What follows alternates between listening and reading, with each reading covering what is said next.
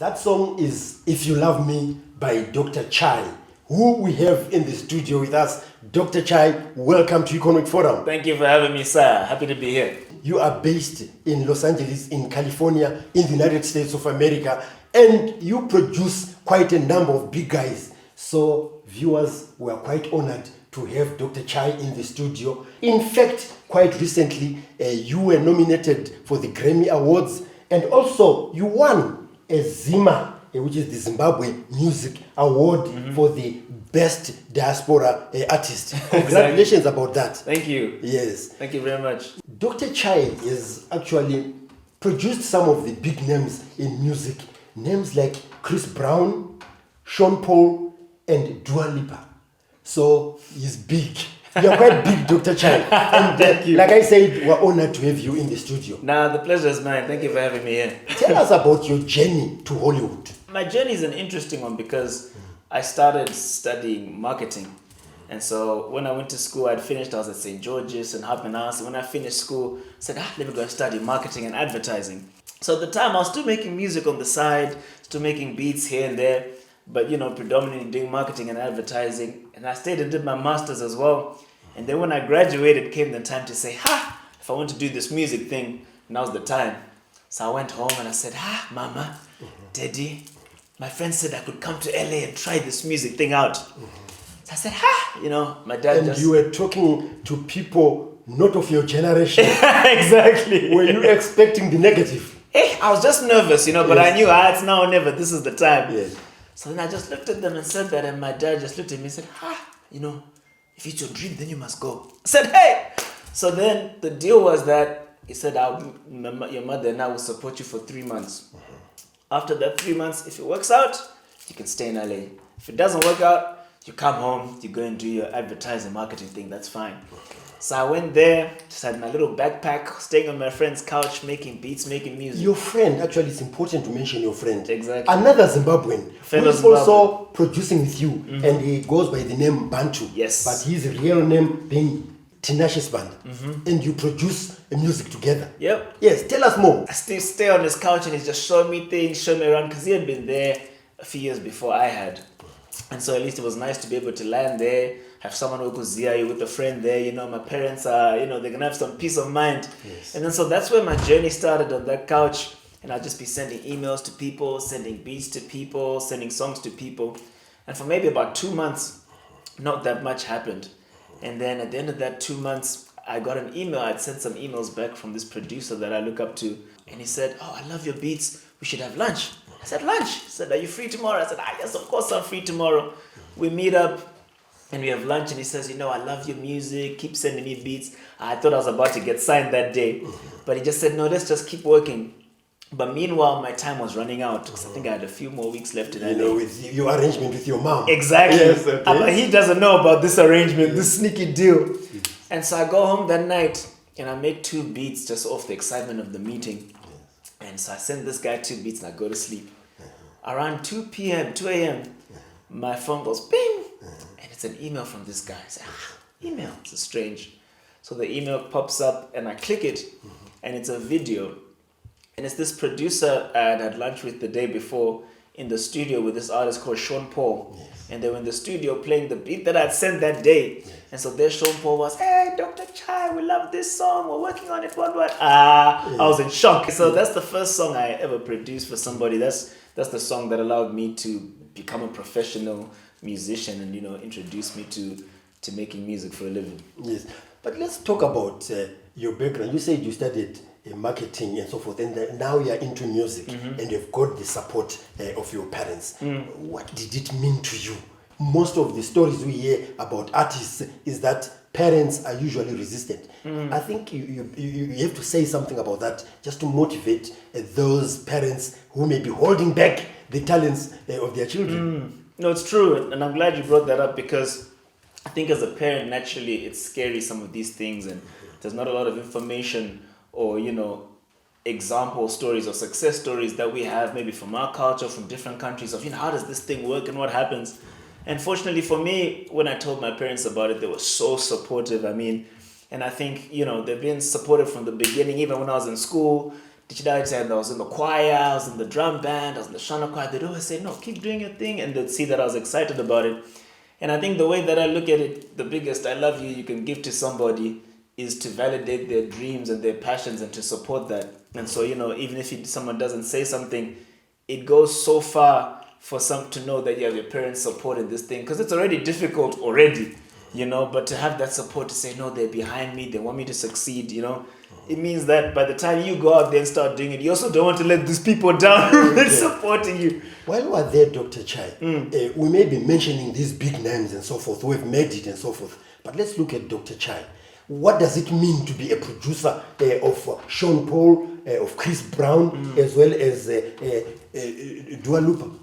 I think it means that anybody can do it, and that, in God's perfect time, everyone's dreams are possible, everyone's dreams can happen if, with some hard work and just destiny and God's timing. But I think, to me, I'm a guy who was born and raised in Zimbabwe, went to school here, etc. So there's other people who are just like me, who love music, who wake up every day, make beats, sing songs, and write. So I think that, the example is that if it's something that makes sense and can happen for me, I think it can happen to a lot of other people. In fact, I was asking about the sense. Does it bring sense on the table? That part yes, to be discussed. Yes. Yeah, no, it's definitely, a challenging career, but a very viable one. Mm-hmm. And I think, some of the things that are good to know beforehand, like you're saying, is how do the economics of the music business work? How do things happen? Where should I be spending my time? How does, the revenue model of this industry even work? Is it shows? Is it the music? Is it the production? And just like anything, I think now more than ever, there's a lot more research as to how does this thing actually work, because I think then you can have a little more confidence going into it to say, no, I need to spend my time here. I need to do this. No, this is what I need to focus on. And I think now more than ever, at least in my case, for example, I studied marketing, but music and advertising is all marketing and branding. So there's all kinds of ways for the different things people have studied and your worlds to collide, so that it makes sense too. Yes, well, it makes sense too. I like that. You keep on repeating that. What Dr. Chai is actually saying is that producing for some of these big names and also being nominated for the Grammys is not cheap stuff. So join us in the second segment of Economic Forum, where today we are hosting Dr. Chai, who is an international producer based in Hollywood in the United States of America.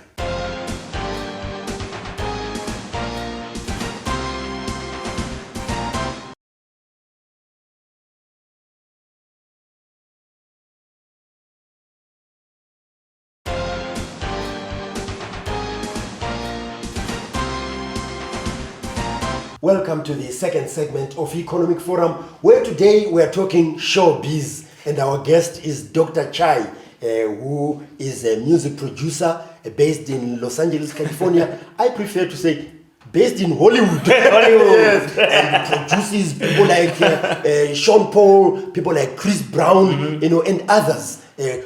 Nicki Minaj is one of them. So we have you here in the studio. And you're also nominated for the Grammy Awards. And here in Zimbabwe, you were also a winner in the Zimbabwe Music Awards. Mm-hmm. So all those accolades are very, very important. Thank you. But the other thing you mentioned in the first segment, which we want to start with before we get into the studio, how you work with the artists, is that connectedness. When I arrive, I'm a musician and I'm arriving in Hollywood, and I know you and Bantu are there. How important is it to work together, even if you're out there in the diaspora, lift each other up, as you have done with your friend Bantu? Yeah, I think, it's a special thing to be able to connect on something you love and are excited about with people from home and people thrive from your culture, and thrive, exactly. And I think, to me, it just shows me how important it is, even when you're out there, to be connecting with your culture, connecting with your roots. Like you're saying, Bantu's there, Tongai is there. Yes, Tongai, tell us more about Tongai. Tongai who? Tongai Chirisa. Yes. So he's an actor doing incredible things in Hollywood, but he started on a show, Studio 263. Yes. Here, actually. Chief Inspector. Chief Inspector Davies, exactly. Yes. And so, we have a community. Lanai Gurira as well. Yes. And you guys, are you connected over there? Or, you tend to dodge each other? Like we see in other areas. Like, you go to the UK or in America and your homeboys actually dodge you. Is that what you're doing? No, actually, there's something very exciting happening right now in the conversation of entertainment in general, where there's a lot of African pride, and more specifically for us, then there's a lot of Zimbabwean pride. So in music, in acting, and people are very excited to showcase their cultures. I think now more than ever, there's a big appetite for African music, and every country has its own story to tell. South Africa has its own, but the Zimbabwean story is very different, and we have our own culture and our own players. And the If You Love Me video that I shot in Barrio, for example, there's so much culture there, and you just find that being able to celebrate our own culture and our own musicians, I think is bringing the best out of all of us, and just allowing us to tell the musical story and the show business story, but from a Zimbabwean perspective, which I think is a really exciting time. Yes, I've had an opportunity of actually seeing some credits to some music, and there was Dr. Chai there, and we are connected with these big musicians. Tell us, just your experience in producing them. The main thing that I've seen from working with a lot of different people, different artists, and so on, is just at some point you realize that people are just people. And human beings are human beings. And, at the end of the day, it's just learning how to talk to people, how to find the humanity in people, whether they're famous or not. A person's a person. So it becomes a game of how quickly can you connect with someone? How quickly can I get to know you? Even us right now, how quickly can we get on the same page and realize that, actually, we want the same thing here. We both want this song to be the best that it could be, as big as it could be. So I think I realized very early that, it becomes a game of how willing are you to understand someone's story, because you realize everyone has a story to tell, and it's just as important as your own. But the only way you two can work together is if you get on the same page. So it's the same thing you're doing in high school when you're in a new class or a new grade, or you start in a soccer team and now you have to learn your teammates. In the studio, it's been the same with a lot of these people. And so I think that's been a big blessing for me to understand that, because you end up seeing people for who they are. And so, so it's been a great experience working with these people, Just in a few seconds, your experience and comparing and contrasting when you're coming from Hollywood and you come and record here, like the song that we played, just in a few seconds. Is there any difference, or is, different sizes but almost the same thing? I think actually it's even more exciting because, there's an amazing click that happens with working with people from where you're from and the same culture. You have the same tastes, you have the same ambitions, you like the same things. So you don't argue about things like, should we use a guitar? Should we use a beater for this sound? There's some very cool synergies that happen where sometimes when you work with people from different places, you clash even before the first hurdle of what sound should we use. Yes. And so, no, it's very exciting. And for me, it's special, and it means a lot more to be working with, it's people from home, it's artists that I listen to, artists that I'm excited about. And I think it's a rare opportunity where for the first time we're able to tell our Zimbabwean music story on a global scale. That's Dr. Chai, who is a musician. He's actually a producer and a writer of music, and he has worked and also collaborated with some of the big names in the industry. So join us in the third and final segment of Economic Forum.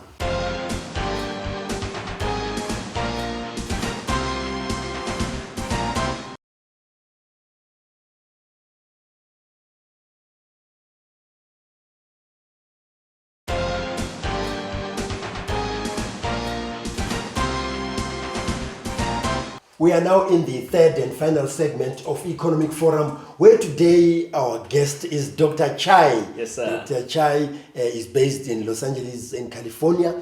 Actually, like I said before, I prefer to say you're based in Hollywood. Hollywood! Yes. Now, Dr. Chai, that's music and tourism. You're actually promoting, Zimbabwe, the Zimbabwean identity when you are there, when you are being associated with these big names. Talk to us about that, especially for those who get such opportunities. The Zimbabwean story, like I was saying, is so different. And I'm so proud to be Zimbabwean and for the role that we're able to play in the music space. And I think you always find anytime I'm in the studio with someone and they say, so where are you from? And you say, I'm from Zimbabwe. They say, either they have a friend from Zimbabwe, or they say, I've never met, someone from Zimbabwe. Show me what it's like. And by the time you start showing them Vic Falls and you start showing them all these things, they're always in shock. By the end of I want to go there. What's it like? What's your music like? What's your food like? And I think you find that, these interactions with people are such a cool gateway into people's cultures and society, and in my case, into the idea of what is it like to be a Zimbabwean, what music do you like, what clothes do you like, what do you listen to. And so it's an honor for me, actually, to be able to, to be in spaces where someone can see Zimbabwe through my eyes or through my perspective. Yes. Music, like you're involved with, has also evolved in different ways, and there are so many gadgets that are now being used to record music in a very simple way. Many producers actually in Bare where you recorded and so forth. How is that affecting, the youth in terms of keeping them busy, but at the same time making a living? I think that is very, very important because they will be taken away from drugs and other, immoral behavior. Well, I think the main thing is that, I think even as God created people, He didn't intend for us to all be doctors and for the whole world to be lawyers and for the whole world to be, journalists. We must also be soccer players and netball players and musicians. And I think what you find sometimes as the economy develops in different places and just globally is that there's a lot more opportunity and people having exposure to do things that maybe they would already be good at but didn't have the opportunity to try these things.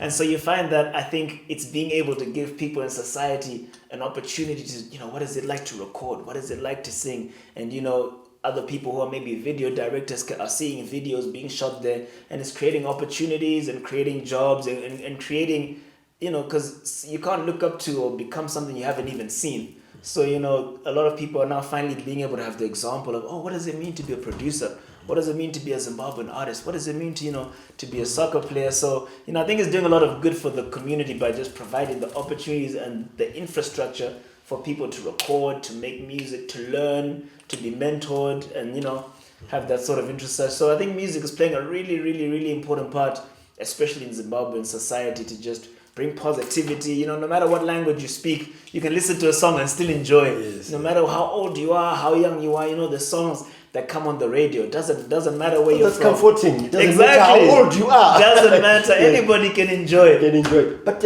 another thing is you are busy in the studio, you are busy composing and so forth, and you've got someone who has to manage your music, and at the same time make sure that there is fairness, there is trust, and everything. Managers, tell us about the managers, the kind of manager that would be ideal for a musician from your experience abroad and here. Because at times some musicians will cry foul. Musicians and relatives will cry foul about a manager who would have, shortchanged a popular musician. Yeah, I think, especially in today's musical landscape, the name manager is just now a title that is describing a person in your career who plays a specific role. And so whether you call that a manager, or sometimes they say momager, because some people are managed by their mothers, like Burna Boy. Some people are managed by their friends, but it's more the idea like of your humble beginnings, your mom. Exactly. And so it's someone who's, you can tell when someone's excited, has the same vision as you, is passionate about the things that you're passionate about. And I think even as a young musician, you're always trying to find people who are excited to assist you and help you to go where you're going, to grow, to help you manage, in some cases it's the booking shows and doing all these infrastructural things that sometimes as a singer, you're not really concerned about these things or understand just how they work. And so but only to find that there's nothing in the bank account. I don't know, it depends, but I think it's more the role of having someone you can trust who can represent you and represent you well, like any industry, It's like having a counsel, someone who can say, no, I'm not here. Dr. Chai is not here, but I'm here to speak on his behalf. And, and being able to book things and do things and just, multiply your business and grow that way.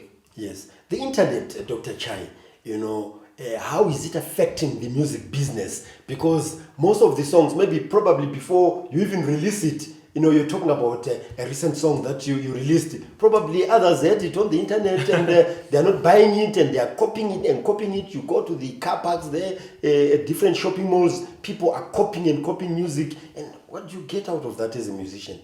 Well, I think that especially what you get now is an age where people are able to monetize. And from social media, so you're able to monetize from social media, from music, from the digital world especially. And so now more than Maybe just a anything, few examples. How is that done? Because others are always asking questions. How do I monetize on social media? How do I monetize on the digital space? yeah, so the digital space now is really exciting because even in the influencer space, like if you look at TikTok, for example, or Facebook, all these people were in the age of content creation. So not just music, you know, a content creator can be a lawyer, it can be an artist, usually is a musician, but what you're getting is a world that's hungry for content, and all these channels where content is consumed. So for example, on TikTok, when you get a certain level of views, or Facebook and so on, what they do is creators are rewarded for the amount of views, or if you're a musician, for the amount of streams. And so it's actually, I think that the age of digital in music specifically, and content creation and art, is helping a lot, because you find that there's a big level of exposure going on. People are able to be seen. So you find that a lot of content creators in this space are able to now partner with brands, partner with people, partner with organizations that see the hard work that they're doing in building and creating traffic and getting people to come and view their things, and being able to monetize from the traffic that they're bringing to their page. Just to conclude, Dr. Chai, in less than 15 seconds, tell us about what Dr. Chai is doing in order to promote Zimbabwean music or even Southern African music, very briefly. So Dr. Chai is a Zimbabwean artist first and foremost, and I think my role is to tell the Zimbabwean story. But I think specifically for me, I care about positivity, spreading love, spreading enjoyment. And so my role in that space is to make sure that when you click my music, not only do you know that this is a Zimbabwean guy, but he's making me happy, he's making me feel good, he's making me feel something. And here's something maybe that I've never heard before. And I think that, you know, to tell the whole story of one country is difficult in one person, but I can play my small little role in my own way. Well, that's a different 15 seconds, but all the same. We thank you very much, Thank you, Dr. sir. Chai. It was such a pleasure having Dr. Chai in the studio. Our guest, Dr. Chai, Thank you for having Philip Campbell, who produces big names in music like Chris Brown, Sean Paul, Dua Lipa, as well as Nicki Minaj, associated with those where he's based in Hollywood, in California. So we'd like to thank you very much for coming on to Economic Forum. Thank you for having me, sir. If you would like to get in touch with us, you can do so on the numbers that are showing on your screen. If you would like to engage with us and also engage with our guests who will be on our programs, you can do so on the social media platforms that are also showing on the screen. If you have missed some of the episodes of Economic Forum, you can view them on our YouTube channel, which is Economic Forum Zimbabwe. So on behalf of our guest, who really were delighted to have today, Dr. Chai, as well as the production crew, this is John Masugu wishing you happy viewing.